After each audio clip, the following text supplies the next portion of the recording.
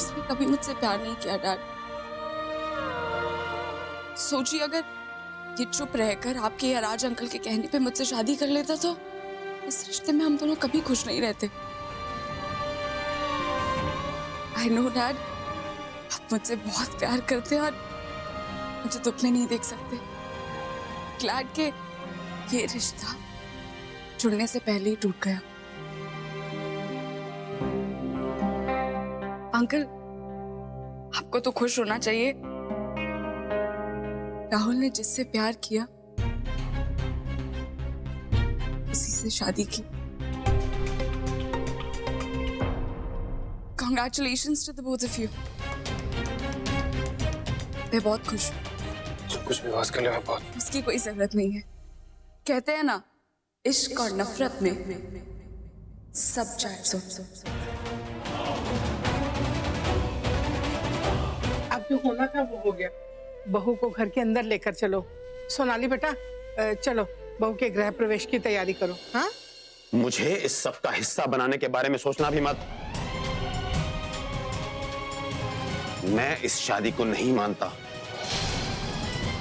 इस लड़की की कोई औकात नहीं है जो मेरे घर की बहू बन सके। लेकिन राहुल, तूने अच्छा नहीं किया। पहली बार तेरी वजह से मुझे जलील होना पड़ा है। इसके लिए मैं तुझे कभी माफ नहीं करूंगा।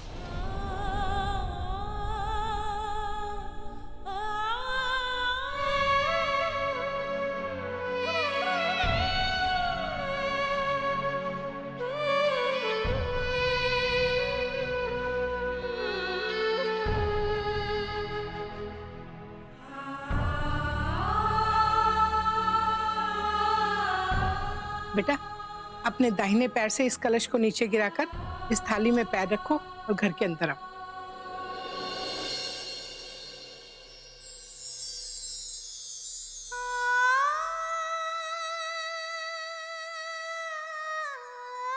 आओ बेटा।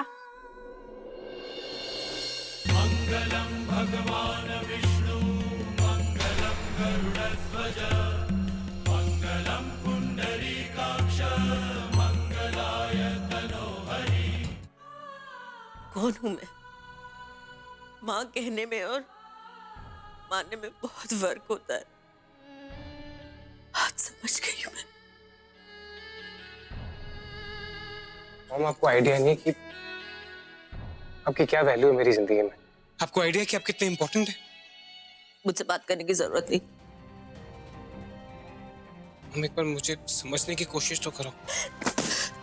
बार बार तुमसे मैं पूछ रही थी, बात कर रही थी कि बताओ तुम्हारी जिंदगी में कोई और लड़की है या नहीं? तुम किसी और से प्यार करते हो या नहीं? अगर अवंती से शादी नहीं करनी है तो मुझे बताओ। यही बोल रही थी मैं तुम्हें और तुम मुझे यही बताते रहे कि नहीं माँ, कोई प्रॉब्लम नहीं, सब कुछ ठीक है। क्यों राहुल, क्यों हम सबको ऐसे धोखे में रखा? तुमने क्या मिला तुम्हें? हार गई राहुल, मैं हार गई। आज तुमने मुझे ये एहसास दिला दिया कि ना ही मैं एक अच्छी बीवी बन पाई और ना ही मैं एक अच्छी माँ बन पाई।